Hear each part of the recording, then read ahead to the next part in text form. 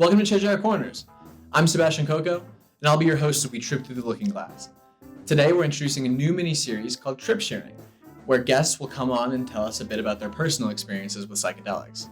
To kick off the series, we have some of our team here at Cheshire Corners, and I'm really excited for you all to learn a little bit more about us and why we're doing this.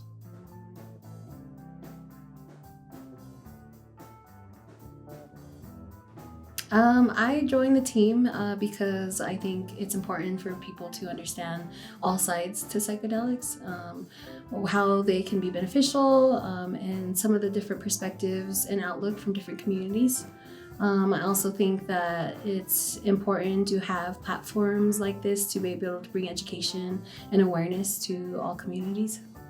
Oh, because I've been with UMA a year now, and it's just a really cool opportunity that our owner, Rita, she just wanted to start doing a podcast. So I was like, you know what? Let's do it. I got a lot of stories to tell.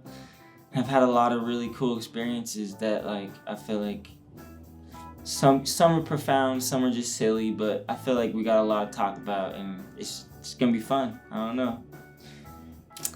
Because I think it's the best thing I can do right now in this time of psychedelic renaissance. I'm thinking about it, I'm excited about it. This takes all my attention, my thoughts, my dreams, and my time listening to YouTube and reading tons of articles.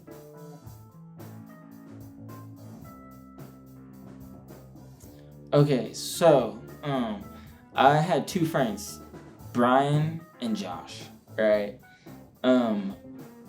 I used to sneak out all the time when I was a little kid.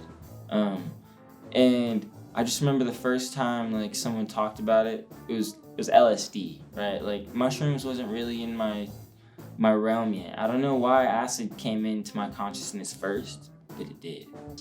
Well, as I was trying to recover from depression, I was looking online, and then that's when I noticed psychedelics, and I was fascinated with it, and I read everything I could, and I've watched all Richard Strassman's video of people who took DMTs and everything above, and since then there is no week comes that I don't listen to 4 to 6 hours about it, and I'm completely fascinated with all of it. For me, I actually, it was different for me. I never really I was never really into psychedelics to begin. However, when I did attempt to try it out, I enjoyed part of it. I think what I'm really interested in, though, personally, is psychedelic therapy in a microdose manner. I think that I could really benefit off of it, just with some of the things that I have going on in my life. But for my actual encounter, it was a little intense for me, but I'm still open to the benefits that it may have. So I just remember before I actually had the trip, like my very first trip, there was 2 times where I split a tab and kind of microdosed it, because I didn't want to take a full one. And I just remember the very first time I ever put anything on my tongue, it was just such an awkward experience because I wasn't tripping, but yet I just it kept me up, I didn't feel like I was tripping at all. It just kept me up, and I was just watching It's Always Sunny in Philadelphia on my iPad in my bed in the basement, and I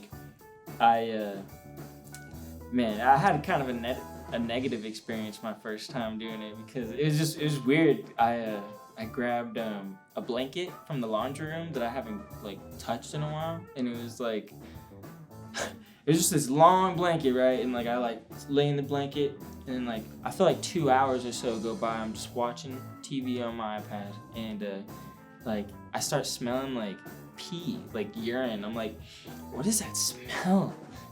What is that smell? And I finally turn on the light, and I remember things were more vibrant, but I didn't have the mental aspect to it. It was such a weird, I don't know. It was very weird. I just remember fanning out that blanket. There was a huge stain of just dog piss on it, right? And I was oh my God, I've been laying in that for 2 hours or so, right? And it was like 3 a.m. in the morning, so I couldn't like take a shower or anything. So my dad, he would have known that I was awake all night, you know? And man, that was the very first one.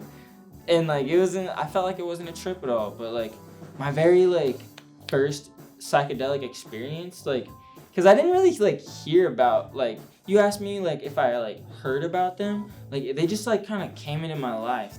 Yeah, so I really enjoyed the beginning. It was, you know, the feelings, the thoughts that I had, they're really enjoyable. I see the world in a different perspective.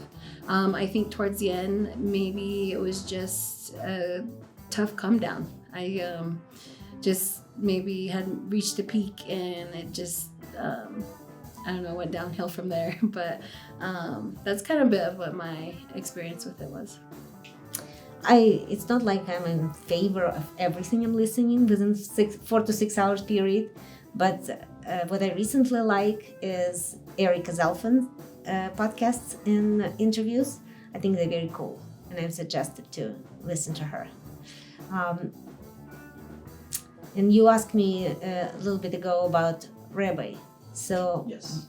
the rabbis that I'm listening to has a separate interviews and separate lessons in regards to psychedelics and drugs. And what he is saying is that if people are in spiritual coma, they need to get themselves out of spiritual coma with whatever means they have. And hopefully after that they will seek meaningful life. And that's what this all is about.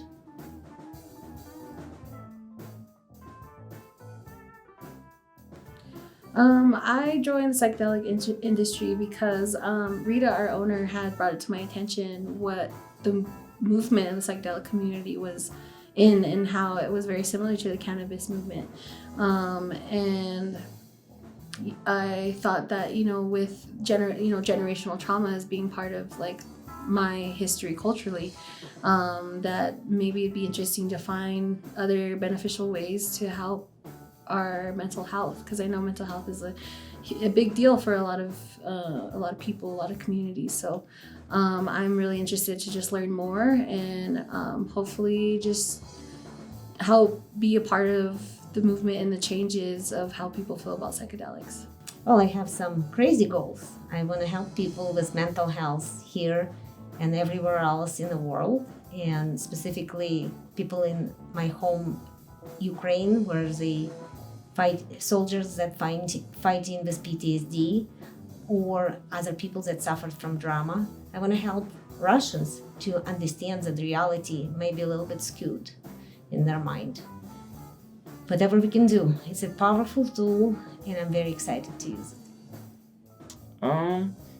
To help people and like to give people almost the same experience that I had on mushrooms for my very first time. And just point them in the right direction, because like I feel like with mushrooms, like it's like you take so much more away from it than acid. Like I'm not discrediting acid, because you could create stuff on that, and it's beautiful. Like I've felt amazing on that too, and like but yeah, no, just definitely like I see people out on the streets and stuff all the time, and like if we did have like huge healing centers, you know what I mean, like with like to replace like what's it called, like mental health facilities, like because I had a friend Josh that I was talking about. He actually had a mental break when he actually was growing mushrooms and DMT, but he wasn't sleeping, so he would sleep like 3 hours a night. Okay, and I remember just like him hitting me up and like telling me he just got out of the mental hospital when like he had this really big freak out one night, and like we got stranded on the side of the highway, and it was bad. It was real bad, and I didn't hear from him for 2 weeks, bro. And like he hit me up and he was like, I just got out of the mental hospital, and like they gave him all these antipsychotic drugs and stuff that like honestly made him worse, I feel like, for a second. Now he's back to baseline. He doesn't have any of that. He doesn't even smoke weed anymore, but like he does drink alcohol. But I just feel like it was the mix of him like not moderating the DMT use, you know what I mean? And also not sleeping. That's why he kind of like snapped a little bit. But yeah, no, just like I would like to see honestly, like big healing centers for like just like, I don't know, I see homeless people every day, you know, it's sad. Like I live in Capitol Hill, you know, like I feel like everyone can benefit from like psychedelic medicine, you know. Yeah, I honestly, personally, I had to figure out really where I stood within the psychedelic industry, as well as being a part of the indigenous community. Really was part of what was holding me back was the exploitation of our indigenous ways.